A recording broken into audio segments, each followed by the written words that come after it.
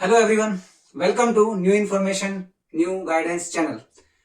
तो I hope कि आप सभी अच्छे होंगे और अपने जो भी आप काम कर रहे हैं उसमें और ज्यादा बेटर करने की आप कोशिश कर रहे होंगे। तो दोस्तों, जैसे कि आप जानते हैं कि इस चैनल के माध्यम से हम अलग अलग करियर, अलग अलग ऑप्शंस की बात किया करते हैं ताकि आप अपने आप को करियर वाइज या एजुकेशन में डेवलप कर पाएं।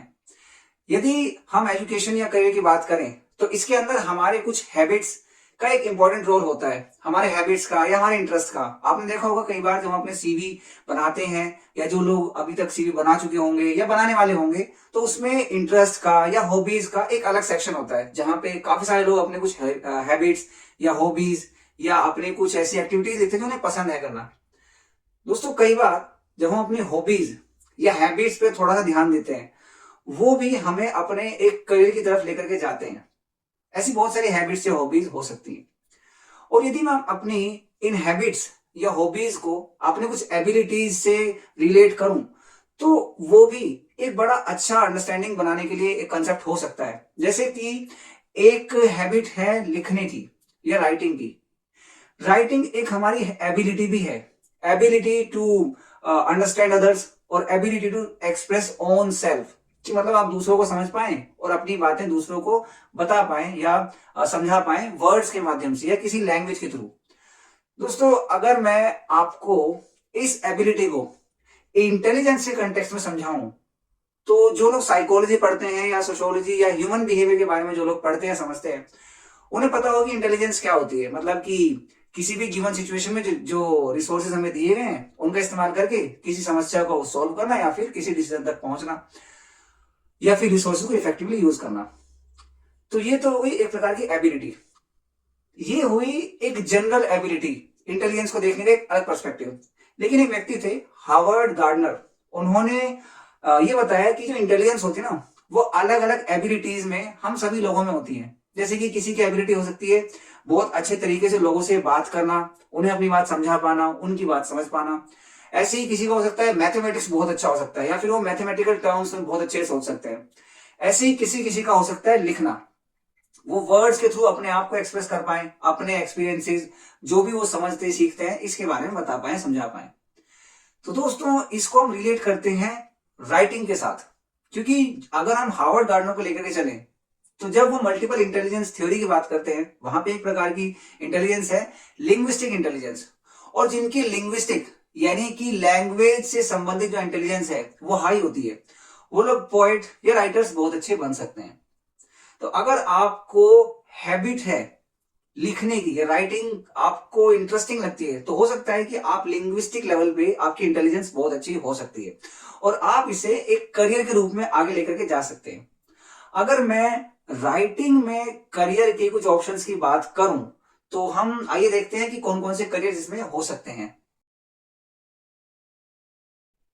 तो दोस्तों, यदि मैं आपसे राइटिंग के अंदर करियर की बात करूं तो कुछ बेसिक चीजें हम सभी को पता है। जैसे कि अगर मुझे राइटिंग करनी चाहिए तो ऑब्वियसली मैं एक राइटर बन सकता हूं, मैं एक ऑथर बन सकता हूं, पोएम लिख सकता हूं, पोएट बन सकता हूं। इसके अलावा प्रूफ रीडर्स, प्रूफ रीडर्स जो कि जिनका काम होता है किसी के द्वारा लिखा गया कुछ और उसे आइडेंटिफाई करना कि इसके अंदर ग्रामेटिकली सब ठीक है कि नहीं है, इसका फिगर ऑफ स्पीच कैसा है, क्या ये बात जनता तक या किसी तक हम जैसे पहुंचाना चाह रहे हैं वो सेंस में पहुंच रही है, कुछ और सेंस बना रही है।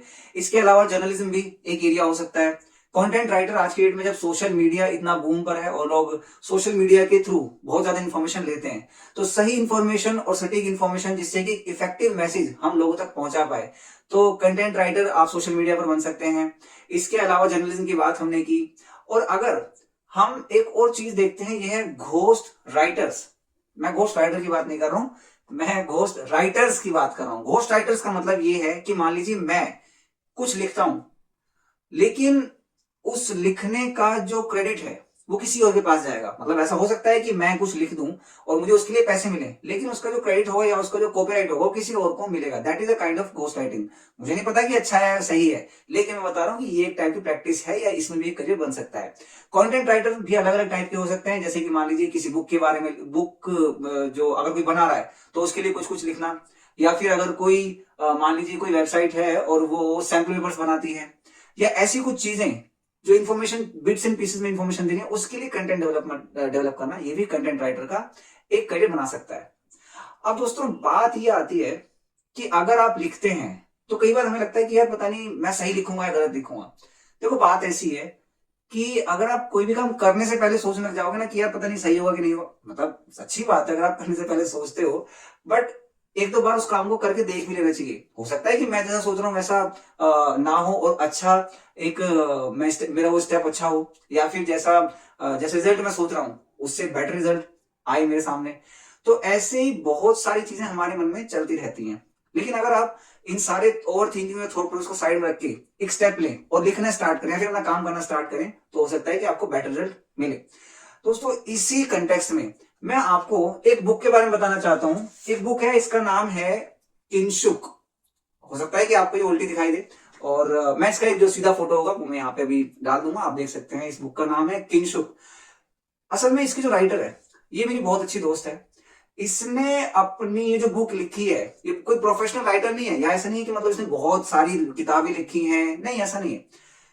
इसने क्या किया इस व्यक्ति ने कि खुद के जो भी लाइफ के एक्सपीरियंसेस रहे हैं, पढ़ाई से संबंधित, लाइफ से रिलेटेड, जॉब से रिलेटेड या फिर दोस्तों से रिलेटेड, उन सभी चीजों को एज अ पोयम, हिंदी में कविता के रूप में उन्होंने लिखा। जैसे कि अगर हम बात करें लाइफ में मेरे कुछ एक्सपीरियंसेस रहे हैं, ड्रीम्स की अगर हम बात करें, नॉट सोते टाइम जो हम ड्रीम्स देखते हैं उनकी बात नहीं कर रहा हूं, मतलब हमारे अगर मान लीजिए कुछ गोल्स हैं और मैंने सोचा कि भाई मेरा ये सपना है कि मैं इस जॉब में जाऊं, तो जब हम वो ड्रीम देख रहे हैं उससे संबंधित हमारे कुछ इमोशंस भी होते हैं कि भाई मैं इस जॉब में जाऊंगा और मैं जो है ना इतना अच्छा अच्छा करूंगा, तो मेरे कुछ थॉट प्रोसेस हैं। या फिर अगर मैं कुछ सीख रहा हूं तो उससे रिलेटेड मेरे कुछ एम्बिशंस या गोल्स बन जाते हैं, तो उन्हें सपनों के रूप में इन्होंने अपने एक चैप्टर में बताया है।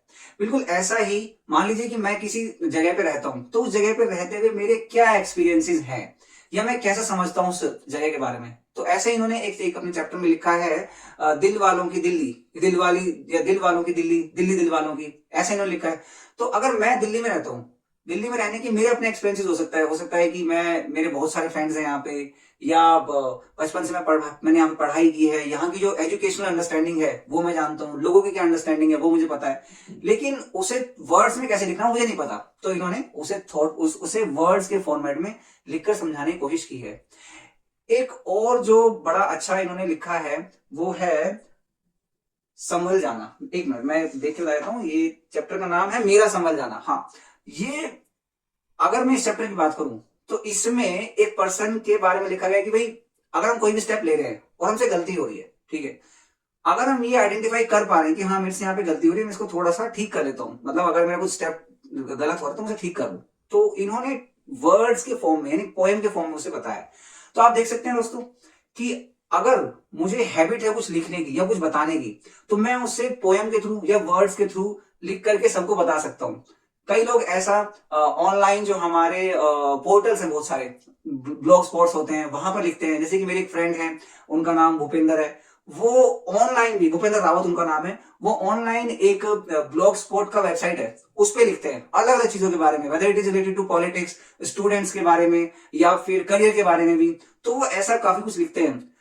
तो आप देख सकते हैं कि राइटिंग एक करियर के रूप में आप उसे चूज कर सकते हैं अगर आपको लग रहा है कि लिखना मुझे अच्छा लगता है, ठीक है। तो ऐसे और भी बहुत सारे हैबिट्स हो सकते हैं, बहुत सारे इंटरेस्ट हो सकते हैं जिसके बारे में हम बात करेंगे। और अगर आपके भी कोई ऐसा लगता है कि हैबिट्स हैं, जैसे कि एक बच्चे ने कमेंट किया हुआ था सर स्पोर्ट्स के बारे में एक वीडियो बनाई है, तो मैं कोशिश करूंगा कि आने वाले कुछ दिनों में स्पोर्ट्स से संबंधित जो हमारे करियर हैं या एरिया है जहां पे हम करियर बना सकते हैं उसकी बात हम करेंगे। यदि आपको ये वीडियो पसंद आई हो आप इसे लाइक करें, और आपको लगता है कि आपके आसपास में कोई बच्चे हैं जो कि लिखते बहुत अच्छा है, उनकी राइटिंग बहुत अच्छी है, तो उन्हें इस वीडियो का लिंक आप भेज सकते हो, और जो बुक का नाम मैंने बताया है वो बुक आप देख सकते हैं। कि भाई जरूरी नहीं कि आपको बहुत ज्यादा ही मतलब अच्छा होने की जरूरत है, अगर आप बेसिक से लिखना भी स्टार्ट करेंगे ना, अपने बेसिक्स को बताएंगे कि भाई मुझे क्या क्या करना अच्छा लगता है, उसे पोएम के फॉर्म में लिख दिया, या मुझे पढ़ाई में क्या अच्छा लगता है, मुझे कंट्री के बारे में क्या अच्छा लगता है, अपनी सोसाइटी के बारे में क्या अच्छा लगता है, अगर आप इसे पोएम के फॉर्म में या स्टोरी के फॉर्म में लिखना शुरू करेंगे तो धीरे धीरे आप भी एक बेहतर ऑथर बन सकते हैं। तो यहीं तक था ये वीडियो। आई होप कि राइटिंग में करियर कैसे बनाया जा सकता है, और ये जो बुक मैंने आपको बताई है अगर आपको पसंद आए तो आप इसे परचेज भी कर सकते हैं। So that's all, thank you so much and God bless you. अगर आपका कोई भी सजेशन हो आप उसे लिख सकते हैं, and you can just share this video with your students. Thank you so much.